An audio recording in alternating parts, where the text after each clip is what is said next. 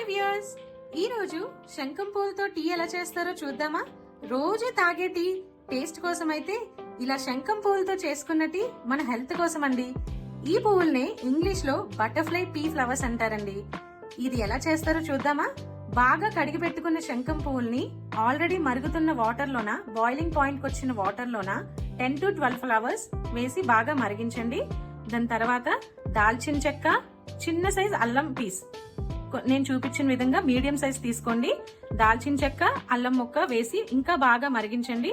చూడండి ఎంత బాగా నేచురల్ గా బ్లూ కలర్ వస్తుందో. ఈ టీలో చాలా హెల్త్ బెనిఫిట్స్ ఉన్నాయండి. ఈ ఫ్లవర్స్ వల్లే కాకుండా మనం ఇంకా దాల్చిన చెక్క, అల్లం కూడా వేసాం కదా, దీనివల్ల మార్నింగ్ ఎవరికైతే కాన్స్టిపేషన్ ప్రాబ్లం ఉందో అది చాలా బాగా క్లియర్ అవుతుందండి. మీ డైజెస్టివ్ సిస్టమ్ కూడా ఇంప్రూవ్ అవుతుంది, హెల్దీగా ఉంటారు.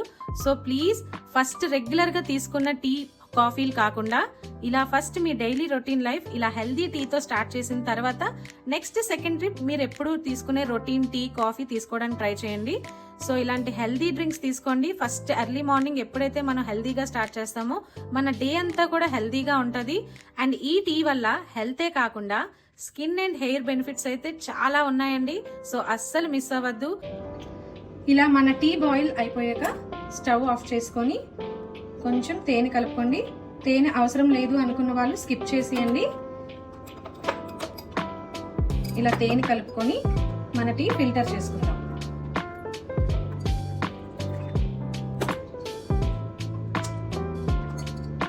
చూడండి మన టీ ఎంత కలర్ఫుల్ గా ఉంది.